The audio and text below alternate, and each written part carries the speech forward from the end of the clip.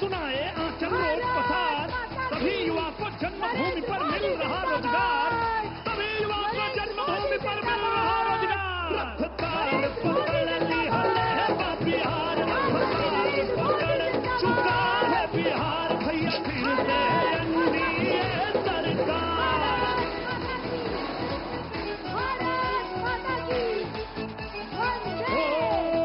अब याद करो जब जंगल राज हो, जब मारे झपटारे चिड़िया पे हरदम वंदे।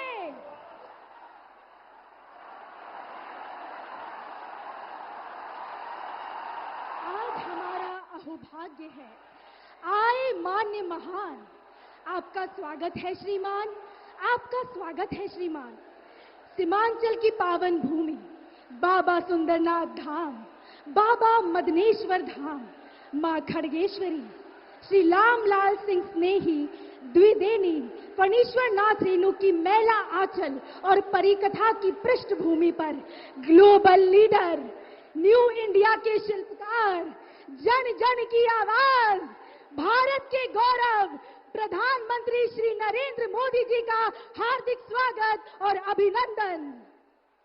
आप सभी से अनुरोध करूंगी कि करतल ध्वनि के साथ प्रधानमंत्री जी का जोरदार तालियों के साथ स्वागत करें।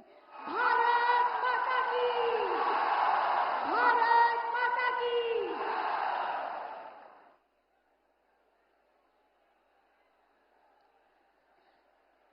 अब मैं निवेदन करूंगी, हमारे अभिभावक लंबे समय से अररिया का प्रतिनिधित्व करने वाले लोकप्रिय सांसद श्री प्रदीप कुमार सिंह जी से और वह मात्र शक्ति से कि वो आए और माननीय प्रधानमंत्री जी का माखाना की माला से स्वागत व बाबा सुंदरनाथ धाम का स्मृति चिन्ह भेंट करें।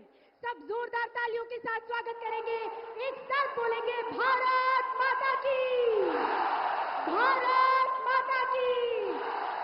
प्रधानमंत्री नरेंद्र मोदी जिंदाबाद, प्रधानमंत्री नरेंद्र मोदी जिंदाबाद, प्रधानमंत्री नरेंद्र मोदी जिंदाबाद। मोदी मोदी, मोदी मोदी, वंदे वंदे। भारत माता की, भारत माता की।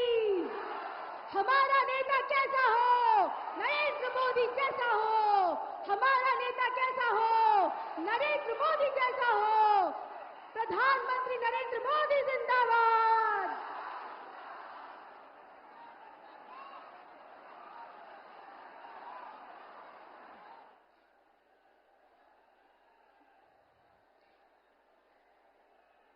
चादर की शीतलता, पाक का सम्मान और मखाने की खुशबू, यही है सीमांचल कोसी की पहचान। माननीय प्रधानमंत्री जी का जिस मखाने की माला से सम्मान किया जा रहा है, उन्होंने उस मखाने को पूरी दुनिया तक पहुंचाने का बीड़ा उठाया और बिहार में मखाना बोर्ड की स्थापना किया। आज बिहार में मखाना की खुशबू पूरी दुनिया तक पहुंच रही है। प्रधानमंत्री जी का उसी मखाने की माला से स्वागत करना हम सभी के लिए गौरव की बात है।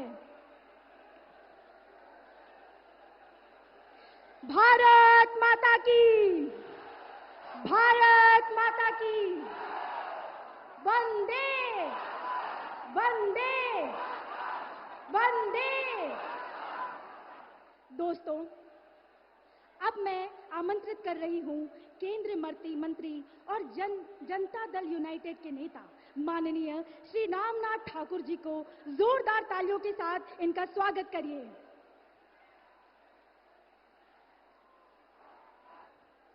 परम आदरणीय विश्व के नेता, हमारे और आपके प्रिय नेता 18 माह पूर्व जिस जोश खरोश के साथ आपने भारत दिल्ली की गद्दी पर माननीय श्री नरेंद्र मोदी जी को दिल्ली की गद्दी पर प्रधानमंत्री के रूप में बैठाने का काम किया, मैं अपनी तरफ से और आप सबों की तरफ से उन्हें सादर अभिनंदन करते हैं, सादर स्वागत करते हैं। और मंच पर विराजमान भारतीय जनता पार्टी के अध्यक्ष भाई दिलीप जायसवाल जी, भाई सांसद प्रदीप जी, मंच पर विराजमान सभी एनडीए गठबंधन के नेतागण, उम्मीदवारगण और पत्रकारगण, छायाकार बंधुओं और इस इलाके के कोने कोने से आए हुए नौजवान साथियों, किसान भाइयों, माताओं और बहनों, मैं बिहार की एक नागरिक होने के नाते फणीश्वर नाथ रेणु की धरती पर भारत के प्रधानमंत्री श्री नरेंद्र मोदी जी का सादर अभिनंदन करते हैं, सादर स्वागत करते हैं और इन्हें कहना चाहते हैं कि जो कुछ मेरे पास था तुझ तक ले आया हूं, सब कुछ लुटाकर पास तेरे आया हूं। देख देख दामन छोड़ के ना जाना तू, याद रहे इन सब की, यही कहने आया हूं। साथियों, हम शुक्रगुजार हैं कि श्री नरेंद्र मोदी जी 24 तारीख को जननायक कर्पूरी ठाकुर जी की कर्मभूमि और जन्मभूमि पर चुनावी शंखनाद की शुरुआत की। मैं अपनी तरफ से, अपने परिवार की तरफ से और बिहार की शोषित, पीड़ित, दलित, लांछित की तरफ से मैं कृतज्ञता ज्ञापित करता हूं। आप जिस तरह बिहार की उन्नति के लिए, बिहार की प्रगति के लिए, बिहार के विकास के लिए आप जिस तरह बिहार को अपना योगदान दे रहे हैं, सिर्फ योगदान नहीं दे रहे हैं, विकास के पथ पर आगे ले चलने का काम कर रहे हैं, मैं अभिभूत हूं। बिहार की जनता इसे देखकर आपके प्रति बहुत अभिलाषा पूर्ण दृष्टि से देख रही है। मैं आपसे निवेदन करना चाहता हूं कि आइए, जिस उम्मीद के साथ, जिस धैर्य के साथ, जिस साहस के साथ, जिस उम्मीद के साथ, जिस स्नेह के साथ आपने 18 महीने पूर्व श्री नरेंद्र मोदी जी को जिताने का काम किया और दिल्ली की गद्दी पर बैठाने का काम किया, उसी उत्साह के साथ, उसी धैर्य के साथ, उसी प्रेम के साथ, उसी स्नेह के साथ 11 तारीख को होने वाले महाभारत में आप सम्मिलित होने का काम करें और एक एक वोट एनडीए गठबंधन के जहां फूल छाप हैं, जहां तीर छाप है, उस पर बटन दबाकर श्री नीतीश कुमार जी का और श्री नरेंद्र मोदी जी के हाथ को मजबूत करने का काम करेंगे। इन्हीं चंद शब्दों के साथ मैं अपनी बात खत्म करता हूं। जय हिंद, जय भारत। आपका बहुत बहुत धन्यवाद। आम जन का विश्वास है मोदी, गरीब की आस है मोदी, मोदी है तो मुमकिन है, मोदी से ही मुमकिन है। वंदे मातरम। भारत माता की, भारत माता की। अब मैं उनको आमंत्रित करना चाहती हूं बड़े आदर व सम्मान के साथ, जिनका हम सभी बेसब्री से इंतजार कर रहे हैं।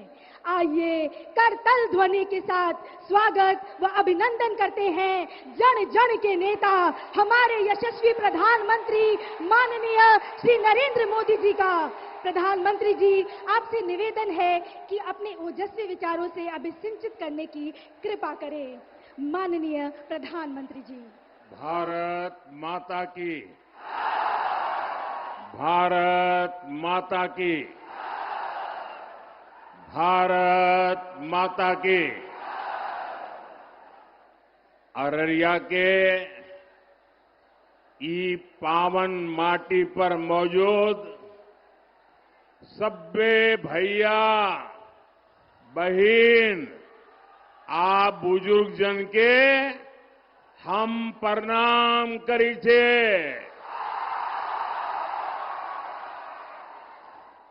आय हम आहा सबके बीच प्रधान बन के नए आहा सबक बेटा भाई आप परिवार के सदस्य बन के आयल छे। साथियों, खड़गेश्वरी महाकाली, मां पूरनदेवी, मां कामाख्या, चौमुखी शिवलिंग महादेव, महामाया देवी, इन सभी दिव्य शक्तियों को नमन करते हुए मैं आप सभी जनता जनार्दन को प्रणाम करता हूं। ये सारे नौजवान बहुत सारे पेंटिंग बना करके ले आए हैं। जरा एसपीजी के लोग ये कलेक्ट कर लीजिए। ये जो बच्चे चित्र बना के लाए हैं, अगर पीछे आपका नाम पता होगा तो मेरी ऑफिस से आपको चिट्ठी मिल जाएगी। सब कलेक्ट कर लीजिए भाई, उधर भी सबसे कलेक्ट कर लीजिए और फिर आप आराम से बैठ जाइए, क्योंकि आप इतना हाथ ऊपर करके पूरा समय खड़े रहते हैं। आराम से बैठिए आप लोग। मेरे मन में एक सवाल है, मैं सारी माताओं बहनों को पूछूं क्या? मेरे मन में एक सवाल है, मैं पूछूं क्या? माताएं बहनें जवाब देंगी? ये मुझे बताइए बहनें, आप सुबह सुबह इतनी बड़ी संख्या में आई हैं, तो घर के लोगों को आज खाना मिलेगा क्या?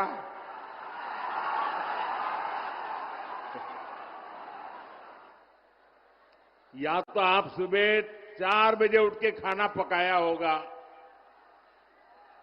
लेकिन आप क्या ये प्यार, आपके आशीर्वाद, शायद ऐसा सौभाग्य बहुत कम लोगों को मिलता होगा। मैं माताओं बहनों आपको फिर से प्रणाम करता हूं। मैं देख रहा हूं कि इतना बड़ा पंडाल बनाया है। ये तो मैं एक तो आप लोगों की हिम्मत को दाद देता हूं। कोई इतना बड़ा पंडाल बनाने की हिम्मत नहीं करता, सोचता है लोग आएंगे कि नहीं आएंगे। आपने इतना बड़ा पंडाल तो भर दिया, लेकिन मैं देख रहा हूं जितने लोग पंडाल में हैं, उससे ज्यादा बाहर है।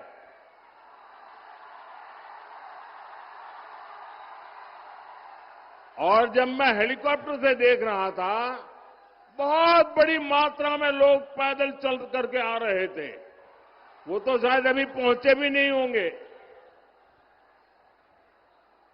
ये दृश्य अपने आप में चुनाव का नतीजा क्या होगा, ये डंके की चोट पर साफ कर देता है। साथियों, आज बिहार को विकसित बनाने के लिए पहले चरण का वोट पड़ रहा है। माताएं बहनें, आगे जगह ही नहीं है, आप वहीं रुक जाइए। वहां जो व्यवस्था वाले हैं उनको वहीं रोकिए। मुझे क्षमा करना, जगह नहीं है, आप शायद मुझे देख नहीं पाते होंगे, मैं इसके लिए आपकी क्षमा मांगता हूं, लेकिन आप जहां हैं वहीं रुकिए। आज पहले चरण का वोटिंग शुरू हो चुका है। सोशल मीडिया पर बिहार के अलग अलग कोने से शानदार तस्वीरें आ रही हैं। मतदान केंद्रों पर सुबह से ही लंबी लाइनें लगी हुई है। बिहार की माताएं, बहनें, बेटियां बड़ी संख्या में बाहर निकल रही है वोट के लिए। बिहार के नौजवानों में भी अभूतपूर्व उत्साह है। मैं सभी मतदाताओं का अभिनंदन करता हूं। मेरा विनम्र आग्रह है, जिन साथियों ने अभी तक मतदान नहीं किया है, जो अभी तक अपने घर से निकले नहीं हैं, वे जल्द से जल्द वोट देने के लिए निकले। साथियों, आज पूरे बिहार से एक ही आवाज आ रही है, एक ही आवाज आ रही है। फिर एक बार एनडीए सरकार, फिर एक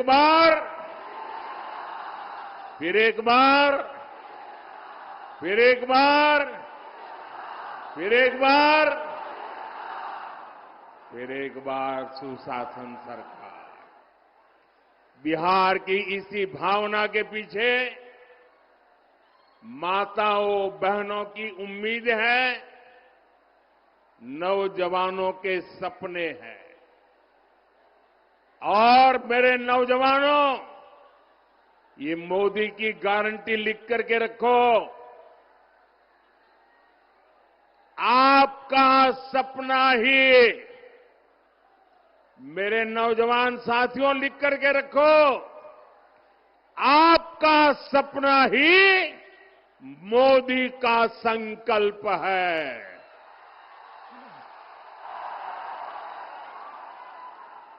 जंगल राज वाले खुद को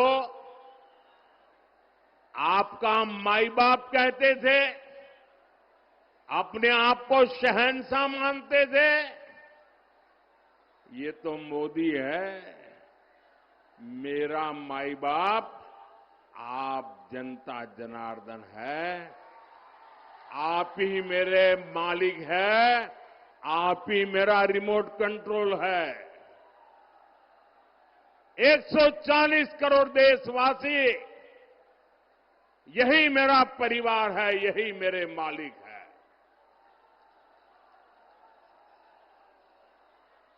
मेरा परिश्रम दिन रात खपने की मेरी कोशिश सिर्फ और सिर्फ आपके बच्चों के बेहतर भविष्य के लिए ही है।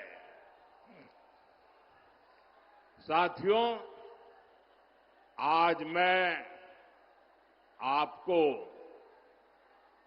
आपके वोट की ताकत क्या होती है, कभी कभी हमको लगता है ना, हाँ मैं वोट दे के आया। ऐसा नहीं है। आपके वोट की बहुत बड़ी ताकत होती है। मैं आज आपको आपके वोट की ताकत बताना चाहता हूं। बताऊं आपके वोट की ताकत क्या है? बताऊं। देखिए, आपके दादा दादी, नाना नानी ने, इनके एक वोट ने बिहार को सामाजिक न्याय की भूमि बनाया था। लेकिन फिर 90 का दशक आया और बिहार पर आरजेडी के जंगल राज ने हमला कर दिया। और जंगल राज मतलब कट्टा, क्रूरता, कटुता, कुसंस्कार, करप्शन और कुशासन, ये जंगल राज की पहचान बन गए और ये बिहार का दुर्भाग्य बन गया। आपके माता पिता के सपने कुचल दिए गए। साथियों, आज जब मेरे सामने माताएं बहनें को देख रहा हूं, नौजवानों का उत्साह और उमंग देख रहा हूं, इतने नौजवान आए, आज मैं उन्हें एक आंकड़ा देता हूं। मैं एक आंकड़ा देता हूं, आप इस आंकड़े को याद रखोगे? जरा पूरी ताकत से जवाब दो भाई। ये आंकड़ा याद रखोगे? आप सब याद रखोगे? ये आंकड़ा है 0 याद रखोगे? 0 0 ये आंकड़ा याद रखोगे? कौन सा आंकड़ा? जरा जोर से बोलिए, कौन सा आंकड़ा? कौन सा आंकड़ा? ये जंगल राज के दौरान बिहार में हुए विकास का रिपोर्ट कार्ड है। मेरे नौजवान साथियों, बिहार में जंगल राज की सरकार 1990 से लेकर 2005 तक 15 साल ये जंगल राज ने बिहार को तबाह कर दिया। सरकार चलाने के नाम पर तब सिर्फ आपको लूटा गया। और इसलिए मैं कहता हूं कि जरा एक आंकड़ा याद रखना है। कौन सा आंकड़ा? कौन सा आंकड़ा? अब मैं बताता हूं। 15 साल के जंगल राज में बिहार में कितने एक्सप्रेसवे बने? कितने एक्सप्रेसवे बने? जरा जोर से बताइए, कितने एक्सप्रेसवे बने? कितने एक्सप्रेसवे बने? 0 मतलब 0। नील बटे सन्नाटा। क्या आप जानते हैं 15 साल के जंगल राज में बिहार में कोसी नदी पर कितने पुल बने? कितने पुल बने? जरा जोर से बताइए, कितने पुल बने? कितने पुल बने? देखिए, पत्रकार मुस्कुरा रहे हैं आज। 0 0 एक भी नहीं बना। क्या आप जानते हैं 15 साल के जंगल राज में बिहार में कितने टूरिस्ट सर्किट विकसित हुए? कितने टूरिस्ट सर्किट विकसित हुए? जरा जोर से बताइए, कितने विकसित हुए? 0 0 नील बटे सन्नाटा। क्या आप जानते हैं 15 साल के जंगल राज में बिहार में मेरे नौजवानों को खेलकूद के लिए, मेरी बेटियों को खेल कूदने के लिए कितने स्पोर्ट्स कॉम्प्लेक्स डेवलप हुए? कितने डेवलप हुए? कितने डेवलप हुए? 0 मतलब 0 मतलब नील बटे सन्नाटा। क्या आप जानते हैं 15 साल के जंगल राज में बिहार में कितने मेडिकल कॉलेज बने? जंगल राज में कितने मेडिकल कॉलेज बने? जरा जोर से बताइए कितने मेडिकल कॉलेज बने? 0, 0। साथियों, जंगल राज के उन 15 सालों में न बिहार में एक भी आईआईटी आई, ना ही आईआईएम आया, ना ही एक भी नेशनल लॉ यूनिवर्सिटी की स्थापना यहां हुई। पूरी एक पीढ़ी का नौजवान देखिए, पूरी एक पीढ़ी का भविष्य आरजेडी के नेता खा गए दोस्तों। साथियों, एनडीए की सरकार में नीतीश जी ने बहुत मेहनत से बिहार को जंगल राज से बाहर निकाला है।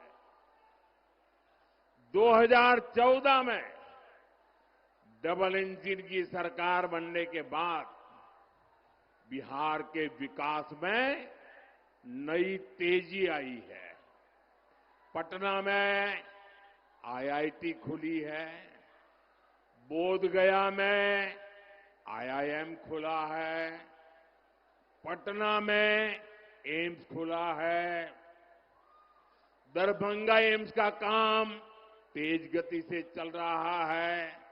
अब बिहार में नेशनल लॉ यूनिवर्सिटी भी है, भागलपुर में ट्रिपल आईटी भी है। बिहार में एक नहीं, 2 नहीं, बल्कि 4 सेंट्रल यूनिवर्सिटी भी स्थापित की गई है। साथियों, एनडीए सरकार में गंगा पर 4 बड़े पुल बनाए गए हैं। वीर कुंवर सिंह सेतु, जेपी सेतु, श्री कृष्ण सिंह सेतु, ओंटा सिमरिया सेतु, इसके अलावा महात्मा गांधी सेतु की पूरी तरह मरम्मत करके नया स्टील ब्रिज बनाया गया है। इसके अलावा गंगा जी पर 8 नए पुलों को बनाने का काम तेजी से चल रहा है। कोसी नदी पर भी 3 पुल नए बनाए गए हैं और 3 नए पुल बनाने पर काम चल रहा है। हमारी सरकार ने बिहार के लिए 7 एक्सप्रेसवे मंजूर किए हैं, जिनमें से एक का काम तो पूरा भी हो गया है। साथियों, यहां सीमांचल में भी आधुनिक इंफ्रास्ट्रक्चर का निर्माण किया जा रहा है। फारबिसगंज और दरभंगा के बीच रेल कनेक्टिविटी के लिए 90 साल इंतजार करना पड़ा। 90 साल, 3 पीढ़ी को इंतजार करना पड़ा।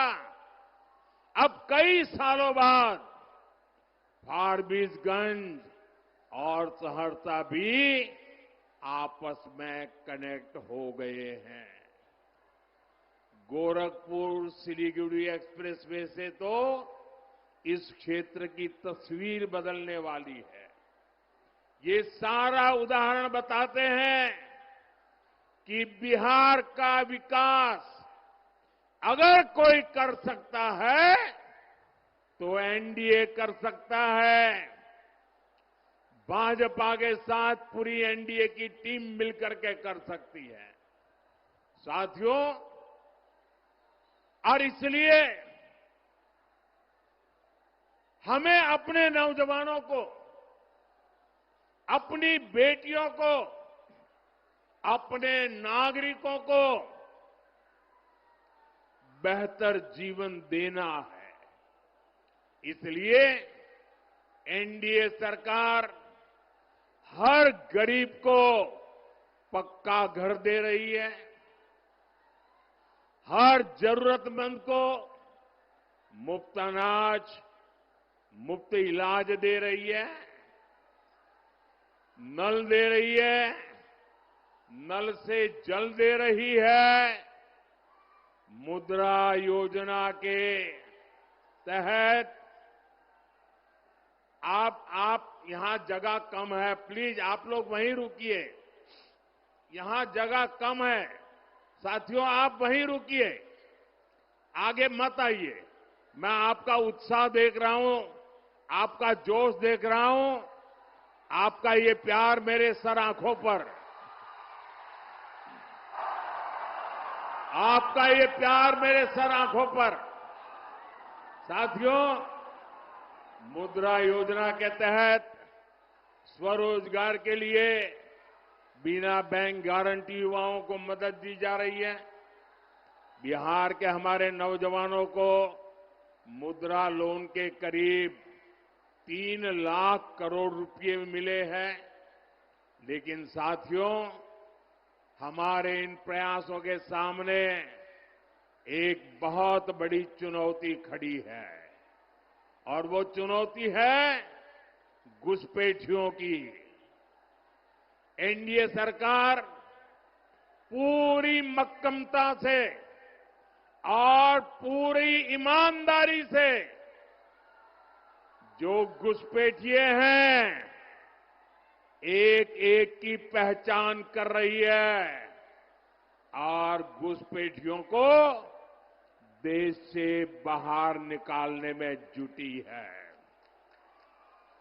लेकिन ये आरजेडी वाले, ये कांग्रेस वाले, ये लोग घुसपैठियों को बचाने में जुटे हैं। ये घुसपैठियों को बचाने के लिए भांति भांति के झूठ फैलाते हैं, गबगोले फेंकते रहते हैं, लोगों को गुमराह करने के लिए राजनीतिक यात्राएं निकालते हैं। साथियों, आप मुझे बताइए, आप मुझे जवाब देंगे नौजवानों? आप मुझे जवाब देंगे? मैं पूछूं, आप मुझे बताइए, ये घुसपैठियों को बिहार से बाहर करना चाहिए कि नहीं करना चाहिए? घुसपैठियों को निकालना चाहिए कि नहीं निकालना चाहिए? जो जहां से आए वहां भेजना चाहिए कि नहीं भेजना चाहिए? साथियों, आरजेडी कांग्रेस को अगर गलती से भी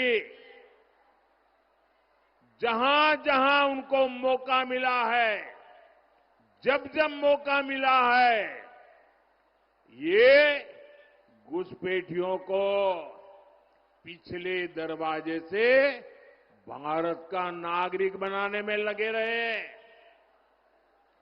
और वो सिर्फ आकर के किसी के घर में ठहर जाते, ऐसा नहीं है। एक घुसपैठिए आपके खेतों पर कब्जा करते हैं, दुकानों उद्योगों में घुसपैठियों को ही काम मिलना हो जाता है। आपके बच्चों को उनको काम का जो हक है, वो हक ये घुसपैठिए छीन लेते हैं, उनको मिलना शुरू हो जाता है। और इसलिए मेरे नौजवानों, मेरी माताओं बहनों, मेरे मुल्क के मालिकों, मुझे बताइए, ये घुसपैठिए जाने चाहिए कि नहीं जाने चाहिए? ये घुसपैठियों को हटाना चाहिए कि नहीं हटाना चाहिए? साथियों, घुसपैठियों का ठीक से हिसाब हो। आप मुझे बताइए, ये घुसपैठियों का हिसाब कौन कर सकता है? जरा बताइए, घुसपैठियों को कौन निकाल सकता है? ये घुसपैठियों को कौन निकाल सकता है? ये घुसपैठियों को कौन निकाल सकता है? ये घुसपैठियों को कौन निकाल सकता है? मोदी नहीं, आपका एक वोट निकाल सकता है। आपका वोट, आपके वोट की ताकत है, वो घुसपैठियों को निकाल करके रहेगी। और इसके लिए एनडीए की डबल इंजन सरकार बहुत जरूरी है। साथियों, कांग्रेस हो, आरजेडी हो, इन्हें देश की सुरक्षा से कोई मतलब नहीं है। इन्हें देश की आस्था से भी कोई मतलब नहीं है। इसलिए सब लोग हमारी आस्था, हमारी संस्कृति का भी अपमान करते हैं। आपने देखा, कांग्रेस के जो नामदार है वो बिहार आकर छठी मैया की पूजा को ड्रामा बताते हैं, ड्रामा। क्या ये छठी मैया का अपमान है कि नहीं है? हमारी आस्था का अपमान है कि नहीं है? हमारी माताएं बहनें छठी मैया की आराधना में कितनी तपस्या करते हैं, तब करती है, पानी तक नहीं पीती। ये उसको नौटंकी कहते हैं। और आरजेडी वाले नामदार, ऐसी जब आती है तो उनके मुंह पर ताला लग जाता है। यही नामदार उछल उछल करके, टीवी वालों को बुला बुला करके, जब महाकुंभ चल रहा था तो महाकुंभ के स्नान की मजाक उड़ाते थे। साथियों, ये राम मंदिर का विरोध करते थकते ही नहीं है। प्रभु राम पर इनका विश्वास नहीं है। और ये कोई ढकी छुपी बात नहीं है, पूरा देश जानता है। इनकी आस्था नहीं थी तो ये प्राण प्रतिष्ठा में नहीं गए। आए दिन इस पवित्र परंपरा का भी मजाक उड़ाते रहते हैं। चलो भाई, ये घुसपैठियों के दबाव में, वोट बैंक की राजनीति में उनकी कोई मजबूरी है, समझ गए। प्रभु राम से उनकी नफरत होगी, हो सकता है। लेकिन जरा मैं एक और सवाल पूछता हूं। मेरे इस सवाल को जरा गंभीरता से सुनिए। आपको मालूम है ना, जहां भगवान राम का मंदिर बना है ना, वहीं पर निषाद राज जी का भी मंदिर बना है। वहीं पर महर्षि वाल्मीकि जी का भी मंदिर बना है। वहीं पर माता शबरी जी का भी मंदिर बना है। ये जरा कांग्रेस आरजेडी वालों को मैं पूछना चाहता हूं कि भाई, तुम्हें राम से गुस्सा है? अरे राम जी के पास मत जाना। अरे वहां निषाद राज है, जरा वहां तो मत्था टेक के आ जाओ। वहां वाल्मीकि जी है, अरे वहां तो मत्था टेक के आ जाओ। वहां माता शबरी है, अरे वहां तो चरण छू के आ जाओ। इनको निषाद राज से, महर्षि वाल्मीकि जी से, माता शबरी से भी ऐतराज है। इससे पता चलता है कि ये लोग दलितों, पिछड़ों से कितनी नफरत करते हैं। साथियों, एनडीए का एक ही संकल्प है, सबको पढ़ाई, सबको दवाई, सबकी कमाई, सबकी सुनवाई, और जहां पानी नहीं है खेतों में, वहां सिंचाई। एनडीए सरकार में इसी मंत्र पर चलते हुए हम कोसी और मेची नदी को जोड़ रहे हैं। हजारों करोड़ रुपए की योजना बनाई गई है।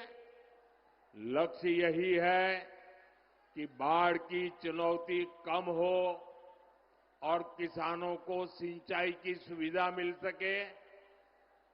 साथियों, यहां बहुत बड़ी मात्रा में दाल उगाई जाती है।